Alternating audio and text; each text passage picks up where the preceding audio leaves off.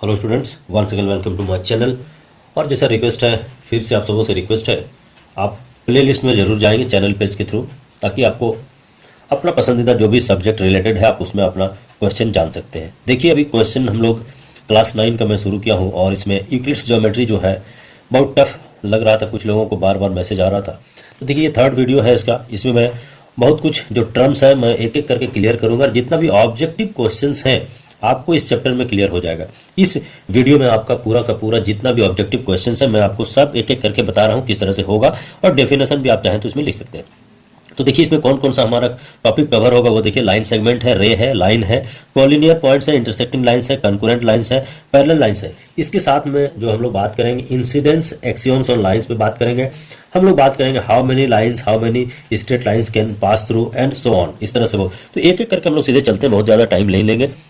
देखिए, फर्स्ट जो है वो है आपको लाइन सेगमेंट। तो देखिए, लाइन सेगमेंट क्या है, इसके जानने के लिए आप रटने की जरूरत नहीं है। तो देखिए, मान लिया आपके पास ए और बी दो पॉइंट्स हैं। यहाँ से यहाँ या फिर यहाँ से यहाँ जाने के लिए आपके पास बहुत सारे रास्ते हो सकते हैं। आपको यहाँ से यहाँ जाना है तो आप ऐसे होके ऐसे जा सकते हैं, सीधे सीधे ऐसे जाएंगे, या फिर आप इसको ऐसे करके जा सकते हैं, या फिर आपको ऐसे करके जा सकते हैं। आप इधर से घूम जाएंगे तो ऐसे करके जा सकते हैं, ऐसे करके ऐसे जा सकते हैं। मतलब दो पॉइंट तक जाने के लिए आपके पास बहुत सारा रास्ता है।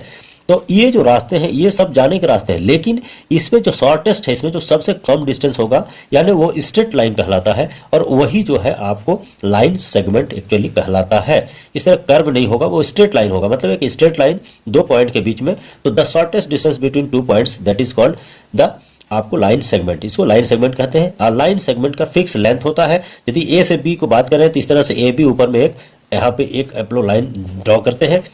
दूसरी चीज, ए से बी का लेंथ और बी से ए का सेम होगा। मतलब A B is equal to आप लिख सकते हैं बी ए। ये हमेशा याद रखेंगे आप।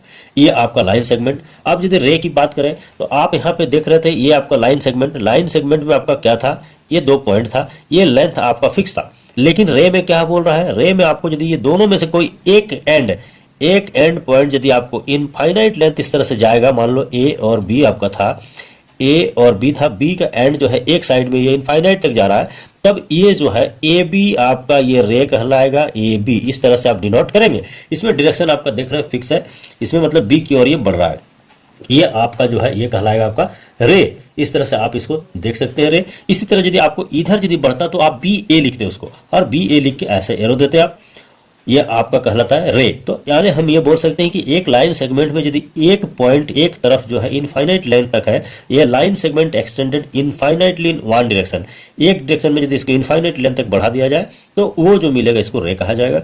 लाइन की बात कर रहे हैं, इसको जो लाइन की यदि बात करेंगे हम लोग, बस इसकी उल्टा हम लोग कर देंगे।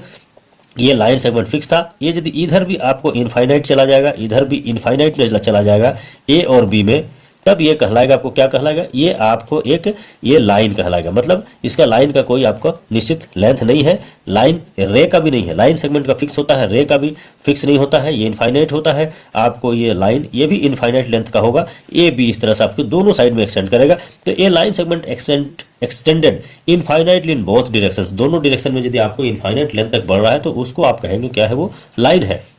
अब बात करेंगे कोलिनियर पॉइंट्स की। तो देखिए, कोलिनियर पॉइंट्स आप एक बात हमेशा याद रखेंगे, कोलिनियर पॉइंट्स। अब जैसे आप एक लाइन सेगमेंट की बात कर रहे थे, लाइन सेगमेंट में आप देख रहे थे क्या है आपके पास, दो पॉइंट्स है, दो पॉइंट्स है, तब ये कोलिनियर नहीं होगा।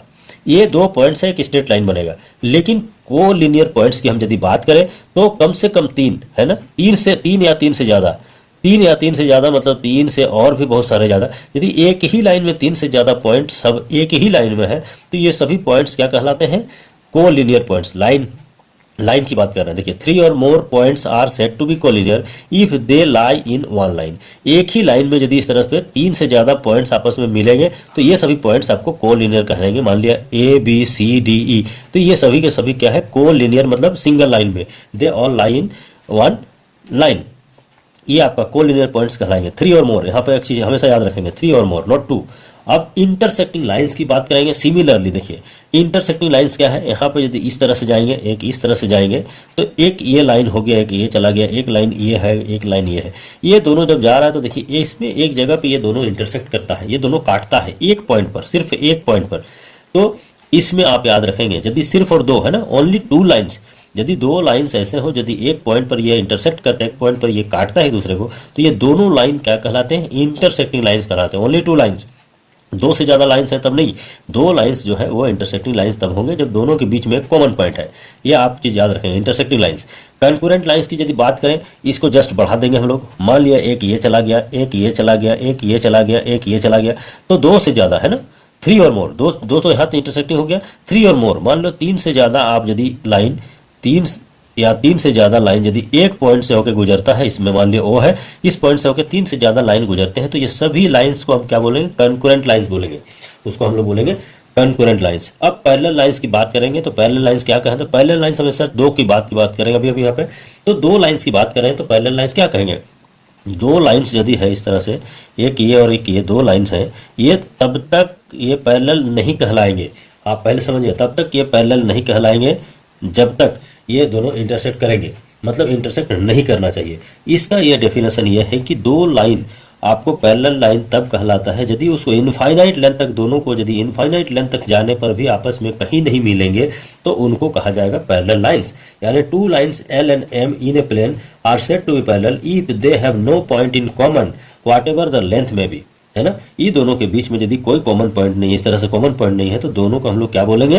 पैरेलल लाइन बोलेंगे। ये लाइन मतलब इनफाइनाइट लेंथ तक है, अब इस चीज़ को जान लीजिएगा, क्योंकि लाइन की बात कर रहे हैं हम लोग, लाइन सेगमेंट की हम बात नहीं कर रहे हैं। तो अब इस पर जो है आप दो तीन चीज़ और जान लें। देखिए, number of lines passing through two given points. आपको यदि ये पूछा जाए, आपको यदि दो पॉइंट्स हैं, दो पॉइंट्स में कितने लाइन पास कर सकते हैं? दो पॉइंट्स, तो सिंगल, एक और सिर्फ एक लाइन। तो ये जो है चैप्टर आप देख रहे हैं, इसके बाद हम लोग चलेंगे कुछ रिजल्ट्स पर, चलेंगे लाइंस पर, और उन रिजल्ट्स को एक एक करके हम लोग सॉल्व करेंगे। मेरे ख्याल से ये आप समझ गए। Thank you so much.